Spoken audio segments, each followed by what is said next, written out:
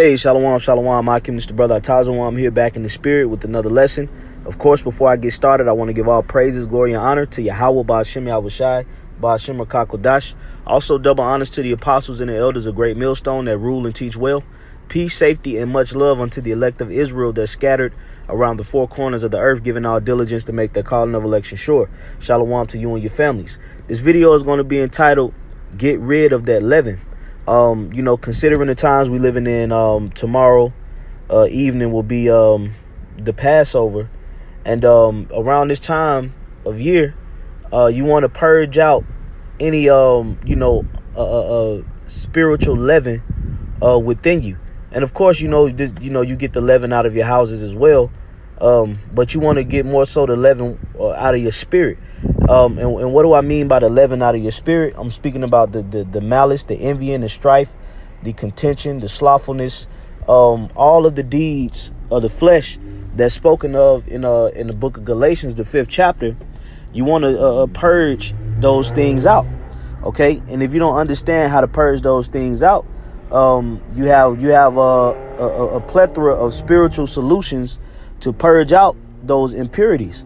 One way is by prayer, okay, a fervent prayer. Another way is by fasting. Another way is by reading. Another way is by fellowship and being around the brotherhood.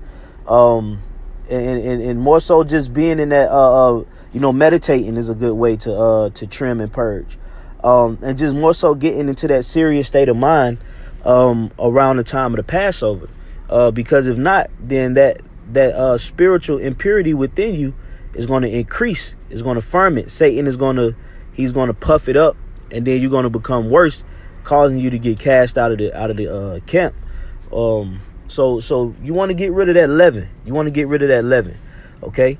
If you got an issue with a brother, you need to have a phone call with that brother. You need to get down to the bottom of it, iron it out, like the scriptures say.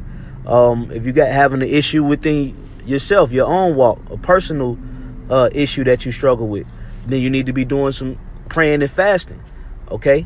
But you want to acknowledge and recognize your flaws, man. You don't want to move in that spirit of not correcting your flaws, because these flaws can grow and increase. They can ferment, and it can cause you to be removed and cast out the sight of the Lord, okay? So this is 1 Corinthians 5 and 6. It says, your glorying is not good. Know ye not that a little leaven leaveneth the whole lump? Purge out therefore the old leaven, that ye may be a new lump, and Salakia, as ye are unleavened. Okay, so we are to purge out that old leaven, that old man. Okay, the old way of doing things, the old way of responding to situations, the old way of reacting according to the flesh. We want to purge that out. We want to get rid of that. That's what the whole saying goes in becoming a new man and casting off the old man. Okay, casting off the old ways. Okay, because the old man and the old ways are progressive towards the flesh and not the spirit. But the new man should be centered around the spirit. So you want to purge those things out. Okay, it says, for even Hamashiach, our Passover, is sacrificed for us. Therefore, let us keep the feast not with old leaven, neither with the leaven of malice and wickedness. Yeah, so you want to get rid of the spirit of malice. You want to get rid of the spirit of wickedness. Okay, you want to purge all of these things out prior to the Passover, because this is around the time where Judas Iscariot betrayed Yahushua. Okay, and that's what you will see. If you go back and you look and you see all these guys, these spin-off Israelites that fell out of Great Millstone, and they set up their own camp, and then they twist up the doctrine. Well, guess what? It's because they had leaven in their spirit and they didn't purge it out. Okay, now Yahushua spoke about the leaven of the Pharisees. Now, what was that leaven of the Pharisees? That the leaven of the Pharisees was what they was teaching. Okay, that spirit of malice that the Pharisees had. And I'm gonna get this word leaven real quick, just to give a better understanding of what the word says. Okay, so this is leaven. All right, it says I'm gonna display the word real quick. Strong's G 2219, Zume. Zume. All right, it says zime, and it says of invertebrate mental and moral corruption viewed in its tendency to infect others. Okay, so moral corruption is what's considered leaven. Okay, that's what Peter Salakia Paul was writing here in 1 Corinthians the 5th chapter. The moral corruption that certain churches had, that could cause others to be infected by it. That's why we must purge it out, because that leaven within you, if you don't get rid of it, you can cause other brothers to get infected by how you move, putting that spirit on them. So that's why we ought to be in the spirit of purging. Okay. Verse 8, it says, therefore let us keep the feast not with old leaven, neither with the leaven of malice and wickedness, but with the unleavened bread of sincerity and truth. And ultimately, that's what it's about. The unleavened bread of sincerity and truth. And that's how we want to keep the Passover. That's how we want to keep the feast, with a pure conscience, a pure mind, in a solemn state of mind. You don't want to be eating the Passover and you got that evil spirit on you that Judas had. Okay, looking at brothers sideways, hating on brothers, and you haven't necessarily purged that spirit off or got that off your chest. You just eating the Passover with malice in your spirit. Hey, that could cause you to get cast out, man. Okay, so you want to get rid of that leaven. I'm gonna go to is that Galatians 5? Let me see. Yeah, Galatians 5 and 7. It says, ye did run well. Who did hinder you, that ye should not obey the truth? This persuasion cometh not of him that calleth you. Yeah, because you can be persuaded by Satan. Especially around this time of year, it's a lot of high demonic activity. Satan doing things to try to hinder you in your walk, try to hinder you in your faith. Spiritually coming against you in your own mind, and trying to turn you against brothers, trying to turn brothers against each other, and all kind of stuff. People acting weird with you, and for the weak, the undesirable, hey, they get caught up. They get turned away to where they don't obey the truth, to where they stop going to camp. They stop pushing the doctrine. They stop wearing garments. They stop wearing their beard. They lining themselves up. They start back smoking, eating pork, eating shrimp, crab, lobster.